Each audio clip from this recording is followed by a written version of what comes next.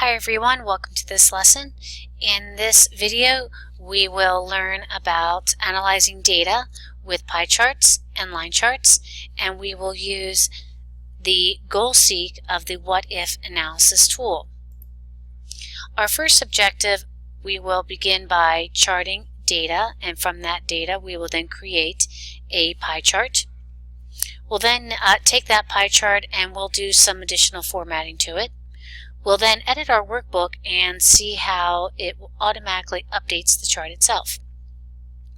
In Objective 4, we use the goal seek to perform what-if analysis, and that is a what-if analysis is a powerful Excel feature, which is the process of changing values in one cell to see how the changes are going to affect the outcome of formulas. We're then going to answer some what-if questions by changing the values in a worksheet. Next, we're going to move on with charting some data with a line chart, and then finally we'll end with creating a map chart and a funnel chart. Okay, so let's get started. As you can see, I've already downloaded my start file. I have a hard copy of the instructions next to me, and in this activity we are going to edit a worksheet that's going to be used to summarize the operations cost for the Public Works Department. Okay, so in step 1 we open the workbook, which we've already done, so we're going to move on to step number 2. In step number 2 they ask us to go to the expenses worksheet, and notice that we do have 3 tabs here, so we have 3 worksheets in our workbook. So we're first working with the expenses worksheet, and we want to calculate the row totals for each expense item, and they specify the range. They tell us in F5 through F9. So F5 through F9. So we're going to calculate our row totals. Now there's a couple of ways that we can do this. You notice that I selected the range. Having selected that range, I can go up to the auto sum button and just click that, and it automatically will sum that area. Great. I'm going to do an undo. I could click in one cell and I can choose auto sum, and now when I choose that option it's not really sure what I actually want to add, and so now that's why I'm getting that moving border, and then I see the range of sum B5 through E5, and then I would go to my formula bar and choose the enter key on the formula bar, and then you can fill down. Alright, so that's another way of calculating those. And as I mentioned, you can do them all at one time. You'll notice the difference is that when you fill down, it will copy the formula or the formatting as well. Another way that you could have entered that in is manually by typing in the formula, the equals, and we know this is going to be a sum, and then I can click and drag the range and then choose enter on my keyboard, and then again fill down. Alright, so there are some options, right, in how we want to calculate the totals for that range. Next we're going to calculate our column totals for each quarter and for the annual total, and we're going to do this in the range B10 through F10. So again, you can decide how you would like to use the sum function. Right? So I'm just going to simply go ahead, select the entire range, and then choose the auto sum. Alright, so we come in here. I think because this has that other formula, come in here, choose the sum, and let's go ahead and just do it individually. There we go, we got one. Enter that in. Alright, and it wasn't liking that because of I already had that. It was summing that one column there. Alright, so we've calculated our annual total in that range B10 through F10. We want to make sure of our formatting. Alright, so the formatting they are specific about is that they have a comma style and 0 decimal places for F6 through F9. Alright, so we don't want to have that with a full comma with a full accounting style, I should say. So I'm going to go ahead and turn off the accounting number, turn that off. All right, so it doesn't look like it wants to go off that way. Let's just go to currency, and nope, let's not do that one either. Let's just go to more number formats. This is easier for us. I can just turn that symbol off because I do want it to have a decimal place of 2, 0 comma style, and 0 decimal places. All right, so I actually want that to be 0 decimal places, and then I'm going to say OK, and then now everything is aligned. Okay, so that does look much better. All right, let's move on to cell G5. All right, and in cell G5 we're going to create a formula. I'm now on step number 3. In cell G5 we're going to construct a formula to calculate the percent of the total by dividing the annual total for salaries and benefits by the annual total for all quarters. Remember, we learned about an absolute reference in Chapter 2. We're going to apply an absolute reference on our total annual totals by quarter. All right, so first, remember, I always begin my formulas with an equal sign, and then I'll select in the salary and benefits my annual total for my salary and benefits, and I want to divide that by my totals for the totals by quarter.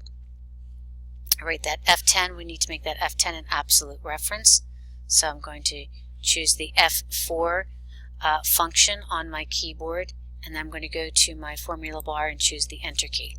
Now notice it is giving me this value in a decimal, but we will convert that decimal to a percentage. All right, and so with that, I'm going to come up to my number group. I will convert that to a percent style, and then we will center this in the column. And then last thing we'll do for step number 3 is we're going to fill down through cell G9. So I'll take my fill handle and come down, and I'll stop there at G9. All right, so we've completed step number 3. Now, step number 4, we are going to create a pie chart, and we're going to create a 3D pie chart. So I'm going to go to the Insert tab, and I'm going to go to my chart groups, and this is where we're going to find our pie chart. But first I need to determine what exactly it is that I want to chart. And they tell me that they would like to chart the annual total for each item.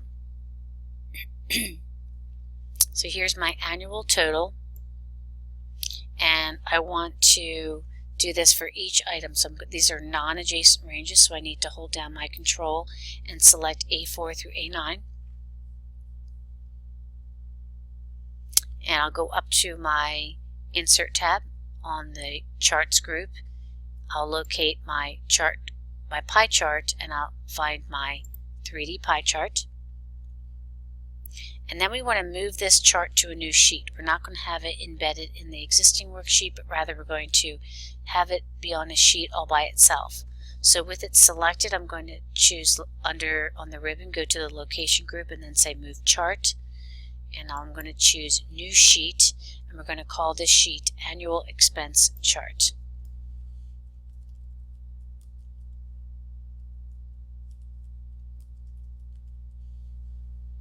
And then I'll say OK. It's going to create a new tab in my workbook.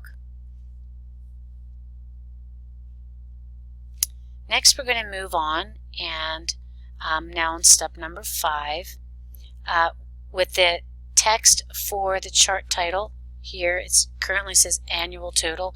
We want that to read Summary of Annual Expenses.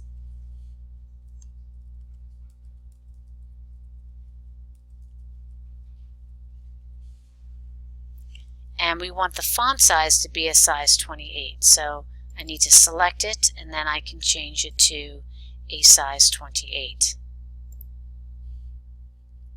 All right, so that's step number 5, formatting our title for our pie chart. Next, what we want to do is remove the legend, all right, because it's kind of hard to understand what exactly we have going on here. we have to look at the legend, and then we don't even have any values or anything in here. So we're gonna edit this. But the first thing we're gonna do is remove the legend from the chart.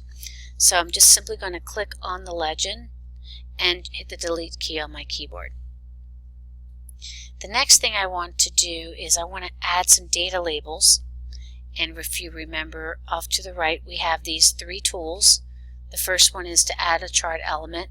The next one is that brush, that's for formatting, that's our chart styles. And then we have our funnel, and that's for filtering. So we want to go up and we want to add an element. So I'm going to click on the chart elements, and we want to add data labels, right? But I want to make sure that the data labels are in a certain location, and I have some certain criteria about them, because notice as soon as I put a little check mark in there, all it did was put in the dollar amount. But I need to edit this a little bit more, so I'm going to choose more options, and that's going to open up the format data labels pane on the right hand side of my screen. So we want to format these so that we can see the category name, and we would like the values to be represented as a percentage. So I'm going to uncheck the two items that I have in here, and I'm going to choose the percentage and uncheck the show leaders and the value, and then I want to see the category name. We also would like these to be positioned in the center. You can see how they're kind of on the edge of the chart itself. So if I scroll on down under label position, we'll select the center option. We want to make the font a little bolder. Alright, so I'll come up to my font group and I'll select bold. And the final thing, I also would like this italicized, and I want it to be a size 12. It's currently at 9.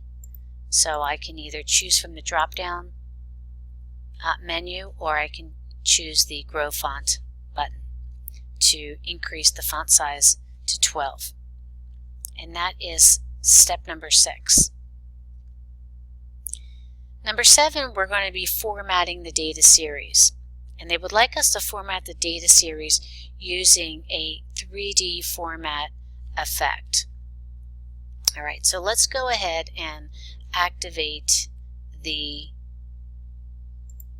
Design tab and our Format tab, and actually we're going to be formatting the data series. Okay, so I was confusing that with another type of formatting.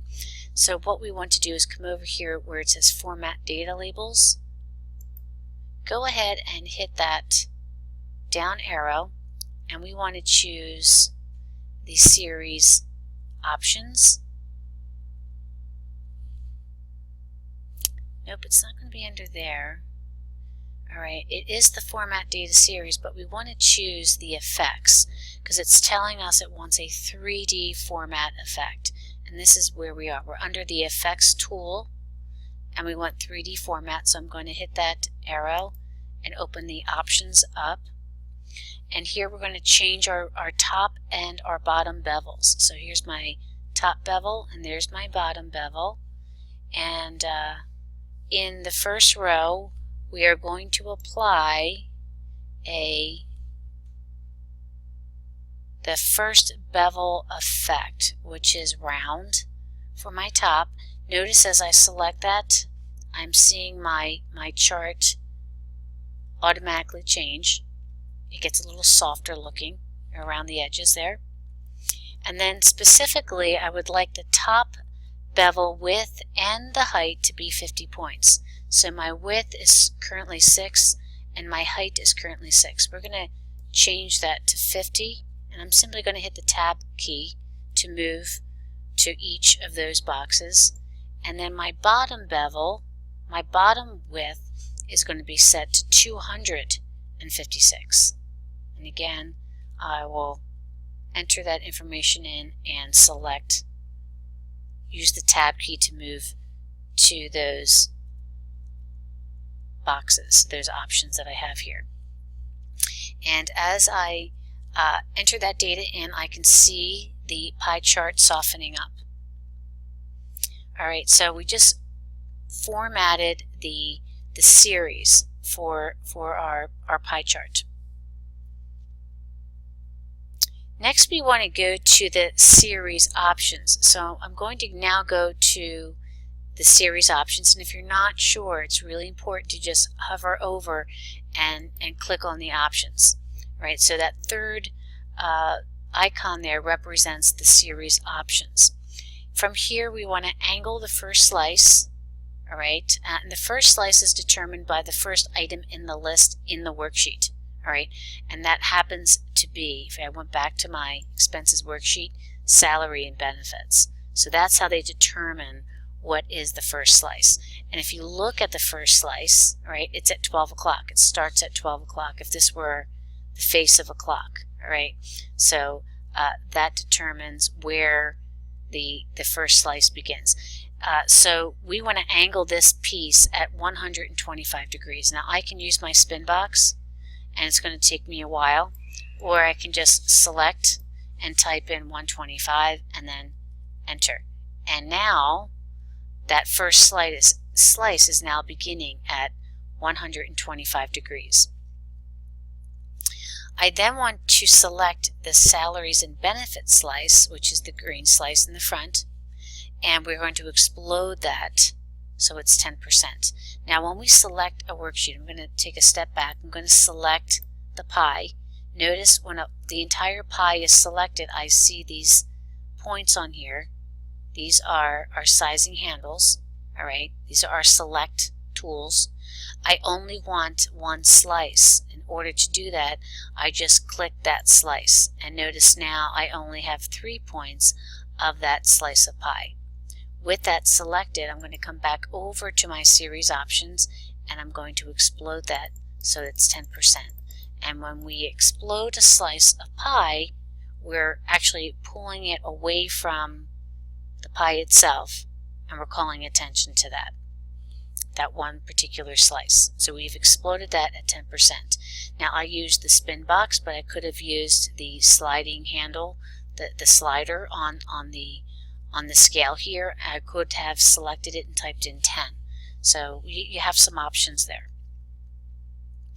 Okay, so that was step number 8. Step number 9, we're going to format the chart area. Now it's real important when we're working with charts to understand and know the anatomy of the charts. All right, so we currently are working with the actual data points in this point, in this part that we just worked on. Clicking on the text and the numbers, these are the data labels. All right, I click out of there. I am now on the series. Okay, so you can see how this over here to the right hand side is changing every time I click in a different area of the chart. All right, so if I click in the white space just beyond the pie itself, that is my plot area. If I click in the white space near my chart title, that is my chart area. Again, see how it's changing off to the right. This is harder to the chart area if you're not sure, which is why we like this, the navigation or that pane to appear there, because as I click in certain areas or sections of my chart, I see that navigation pane change and update to where I am currently located. All right, so what they're asking here is to format the chart area. So I want to make sure I'm in the chart area. I'm currently in the plot area, and again, I can tell I am because I can see that it's selected by that outline. All right, I want to go ahead and click that white area. Again, make sure it says Format Chart Area, and I want to apply a gradient fill, and we're going to use one of the preset gradients. Now, a gradient fill has to do with the color of the background, all right, and that has to do with our paint bucket. And they would like a fill, all right, so I'm going to choose my fill option. They would like a gradient fill. I'm going to choose the gradient fill option. As soon as I select that option, I'm getting the default setting in there, all right. We want to use a preset gradient, but there are a number of presets in here. The first one, they would like us the one that they would like us to use here is in the first column and the second option. So here is my first column, and they would like us to use the second gradient in the first column. Next, we're going to format the border and the chart area by adding a solid line. So I'm going to close up the fill options, and now I'm going to select the border. All right, so they would like a solid line, and they want us to apply in the fourth column under my colors. We're going to apply that first color. So 1, 2, 3, 4. At dark green, text 2, and then we want to change the width of that line. It's currently set to 3/4 of a point. We're going to set that to 3 full points. And as I do that, you can see it thickening up on the outside of the chart itself. All right, so I'm going to deselect that, and I can take a look at my chart, and it looks pretty good. Step number 10, we're going to display this page setup dialog box. I like to open my page setup dialog box from the page layout tab, and in the page setup group, choose the dialog box launcher, and that opens up my page setup dialog box. From here, on this particular sheet, I want to insert a custom footer. So I'm going to go to my header and footer tab. I want a custom footer, and in the left section, I want the file name. And if you're not sure, just simply hover over your options that you have, and then select Insert File Name, OK once, and OK again. Now when we are in a normal view, we're not going to see our headers and footers. However, if we go to a print view, we're going to see our header and footers. And so there is that footer that we just inserted. All right, step number 11. We're going to display the expenses worksheet, and we're going to create a chart. All right, but we're going to use the quarter names and the totals by quarter. So we want the quarter names, which are these, and we want the totals by quarter. All right, notice I chose that empty cell there. I needed to have that empty cell so I could also include my quarter labels. Notice it tells us to not include the annual total because we don't want to chart that data. That would not be a good chart to include that. The data would be off, be very, very skewed. So the type of chart though they would like us to insert is going to be a line with markers. So I'm going to go up to my Insert tab, and in my Charts group I'm going to locate my line and chart area options, and I want a line with markers. So hover over until you find the option that says Line with Markers.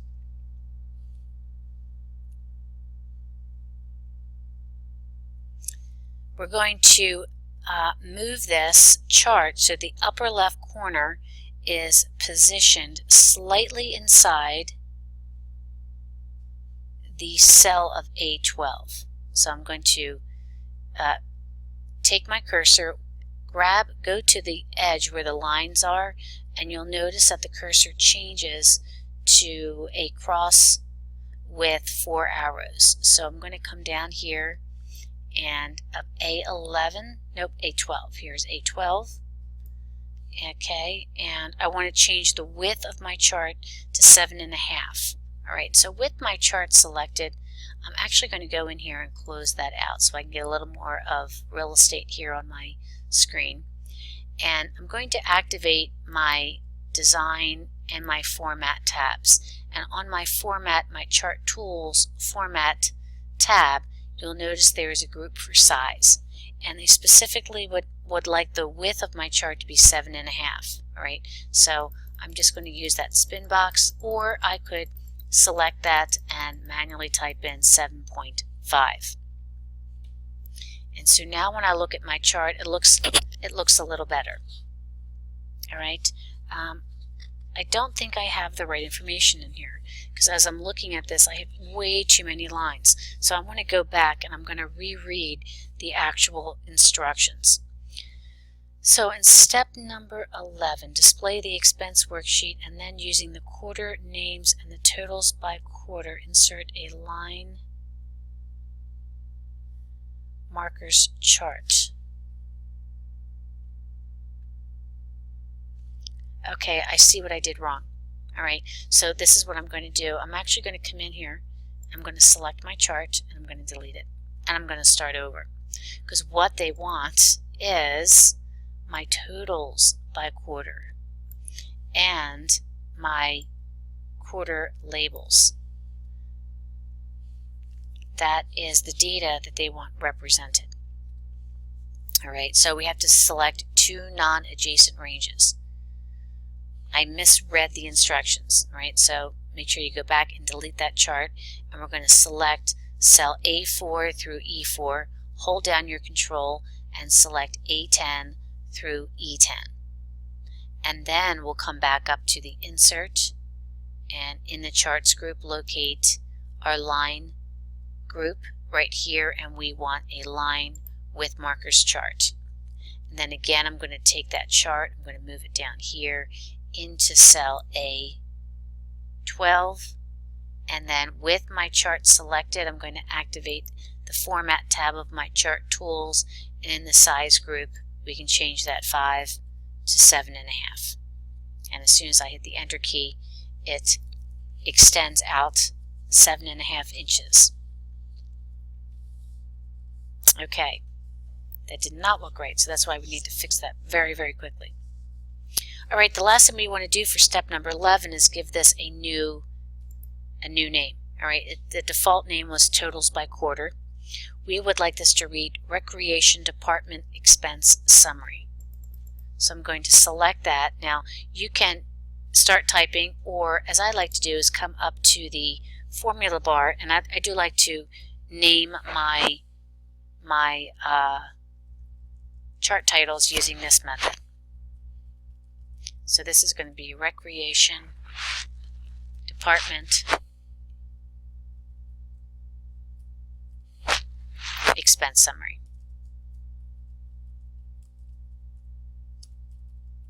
And then I hit the Enter key, and then to deselect I'll click in that white space.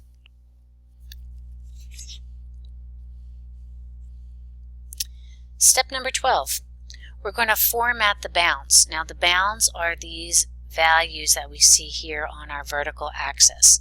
They would like us to edit these so that the minimum is going to be at 2.1 million. Our minimum is currently at 1.9. So we would like this to be charted at 2.1. Now the easy way to open this vertical value axis, the settings for this, is to double click on the value axis, and you'll see over here Format Axis automatically opens to the right of our screen. Now I want to change the minimum bounds, so I want to go to my axis options, and under bounds it's currently set at 1.9, and we can see that 1.9. So I can come in here and I can simply select all and type in 21000000, right? Or I can select the 1.9 and type in 2.1 and enter, and I now see that my chart now starts at 2.1 million. I also, though, would like the units to be by 50,000. They're currently set at 100. So this is where we go to our units, and under Major we're going to select that 100, and we change that to 50. Alright, so now we're going to see smaller increments in between. We want to also now format, next we want to format these values here. Right, so I can right click and choose Font and open up my dialog box, or on the Home tab. Alright, so either way is acceptable. We would like these to be bold. So under my font style, I'm simply going to say bold, and then anything else in here? Apply bold to my value. Alright, so that's good. So now we can see that has become bold. And we also want to bold our horizontal category access here. So again, I selected that, and I could go up to Home and I could choose the bold option. So there's a couple ways that we could go about doing that. Alright, so we've completed step number 12. So we can close out the Format Access pane here. and we can deselect our chart. Next, what we would like to do is copy the annual total that we have in cell F10. So I'm going to click in cell F10, and I want to copy, and I'm going to use a paste special. So I'm going to do a Control-C on my keyboard, and I'm going to paste this into B35. I'm going to scroll on down to cell B35, and I'll double check them in the correct cell by going to the name box. And I'm going to do a paste special. So I can do a paste special a couple ways. I can do a right click and choose, you can see the paste special options that pop up over here. I can also, in my clipboard group, I see the options for pasting special. Now the value or the style that they would like is values and number formatting. So if you need to, hover over, because we would like these to be values and number formatting. Alright, so we need to figure out which, we're going to be pasting values, so it's going to be in that second options. Values and number formatting. That's how they would like this to be pasted as. Alright, so we're pasting it with that type of formatting. Now, in cell C35, right next to cell B35 to the right, we are going to construct a formula that's going to calculate our projected expenses after the forecasted increase of 3.5%, which we have stated right here in cell B31. And then we're going to fill that formula through to 2020. So we want to create a formula. So again, we're going to say equals. And we are going to, again, let's reread this, construct a formula to calculate the projected expenses after our forecasted increase of 3.5%.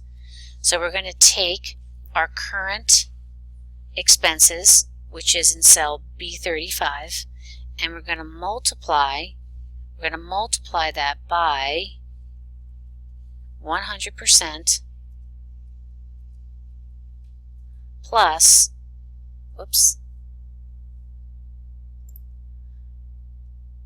plus our forecasted increase, which is in B31. Now we're going to copy this formula, so we need to make this cell reference an absolute reference so that when we copy this reference to other cells, it will always reference that cell, right? So I'm going to go ahead and do an F4. So my reference now becomes an absolute reference, and I'm going to put my close bracket on that, and I'm going to come up to my formula bar and hit the Enter key. Right, so I should have roughly 9.7 million. All right, 9.765101. All right, that we're going to change. We're going to come in here because the last thing they would like us to do, I believe, is let's see.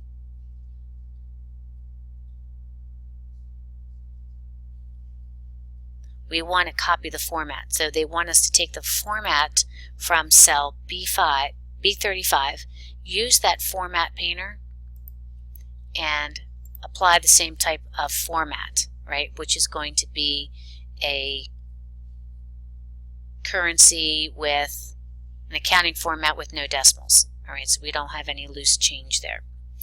And then we are going to fill this across. Okay.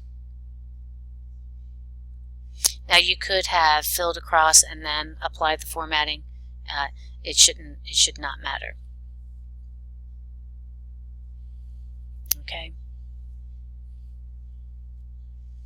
Step number 14. We're going to change the orientation of this worksheet to landscape. Right? And then they want us to scale our fit options. All right, so I like to just cut to the chase and just open up my page setup dialog box, and the first thing we'll do is change it to landscape, and my margins, on the margins tab, we're going to center it horizontally on the page. We're also going to, on our scale to fit, I need to go back to my page. I want to fit my height of the page to 1. So I'll look at here, it's wide by tall. I would like that to be 1, and that will leave that blank. And we want a custom footer in the left section with the file name, so I'm going to activate that. Click next on the header footer tab, go to custom footer. In the left section is going to be my file name, and I'll say OK. I'm going to go ahead and do a print preview of this, make sure I have that correct. I've centered it. There's my footer, and everything fits on one page, and it does. Alright, so I'm going to pull out of there, out of that print view. I'm going to go ahead and save my work. I'm going to do a file and a save as because I haven't saved it yet. And I'm going to go ahead and just put my last name in there and then say save. Okay. I am now on step 15. We're now going to move on to the enrollment worksheet, and we're going to insert a funnel chart. And the funnel chart is going to show the resident workshop participation for the year, and it tells us specifically to use the range A4 through B6. So I'm going to select A4 through B6. And then I'm going to go up to my Insert tab, and in my Charts group I'm going to locate the funnel chart. Alright, and I believe the funnel chart is in this category right here. Alright, Insert Waterfall, Funnel, Stock, Surface, or Radar. Alright, from that option I'm going to click that arrow, and they would like a funnel chart. Alright, and so a funnel chart is then inserted into this area over here. And this is showing the resident workshop for the years that we see in the range for the year, for the actual year rather, in the range A4 to B6. We want to change the height of this to 2.5 and our width to 3. So again, with that selected, let's activate our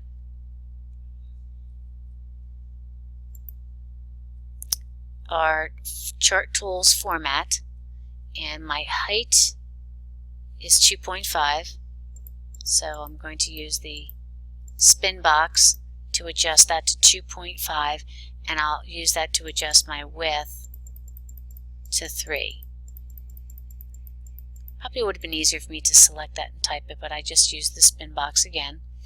We're going to drag the chart so the upper left corner, this is my obviously my upper left corner, we would like that to align with A9. So I'm going to hold down my mouse, drag this under so it aligns with A9.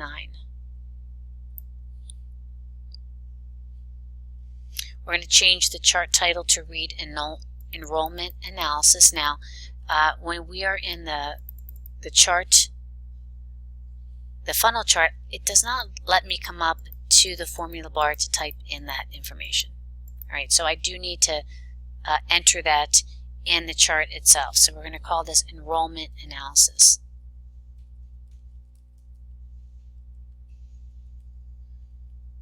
Okay, make sure I spelled that correctly.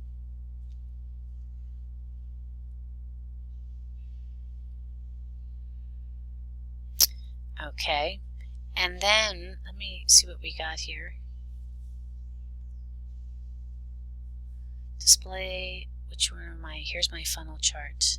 The upper left corner, change the chart to Enrollment Analysis, okay, and then just click in cell A1 because they want us to deselect the chart itself. We are now going to center this worksheet horizontally and put in a footer in the left section. So again, I'll go up to my page layout. I'm going to open up my page setup. Under my margins, I'm going to center that horizontally and insert my footer in the left section with my file name, and I'm going to choose OK. And then OK again. Number 16.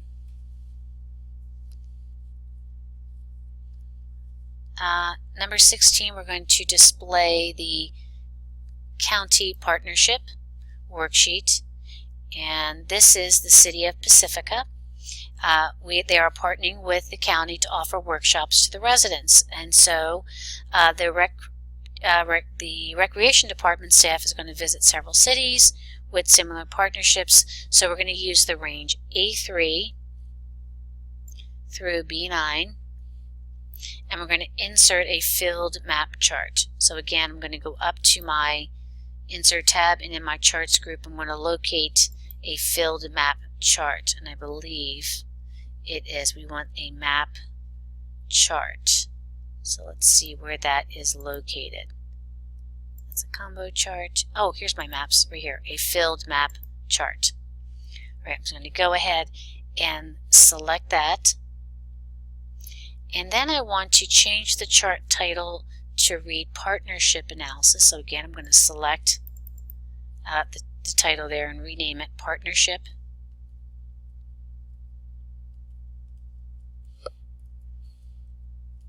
Analysis. And I want to drag the chart so my upper left corner is in the upper left of D1. So I'm going to take this and move that so it's in D1. We want to change the width to 4, so with it activated, it's going to be on my format. My width that I can adjust is going to be, move that, make that smaller, 4 inches wide. And again, let's change the orientation of this worksheet to landscape as well. So I'll go to my page layout, open up my page setup, and it's already, looks like it's set to landscape, so I'm okay. Alright, we also want to center this horizontally, so I'll close that too quickly, open that back up, go to my margins, I'll center that horizontally. Oh, look at that. I'm going to hit cancel. Notice it wouldn't let me do that, and that is because I still have my chart selected. Alright, it didn't make sense to me as to why it was landscape, but now it does. Alright, so I need to deselect the chart. I need to deselect the chart. Let's go back up to the page setup. And now notice that landscape option is available for me. So I want to make sure there is that landscape option is selected. I'll go ahead and choose the margins. We'll center that horizontally on the page. We'll also go in and put in another custom footer in the left section. We're going to put in our file name. And we're done with modifying that. We're not going to put anything in the right section. We'll leave that blank. I'll say OK once again, and then again one more time. And then finally, let's put in our properties. So I'm going to go to the File tab, and under my Show All Properties, my tags I'm going to enter are going to be Recreation Workshop and Expenses.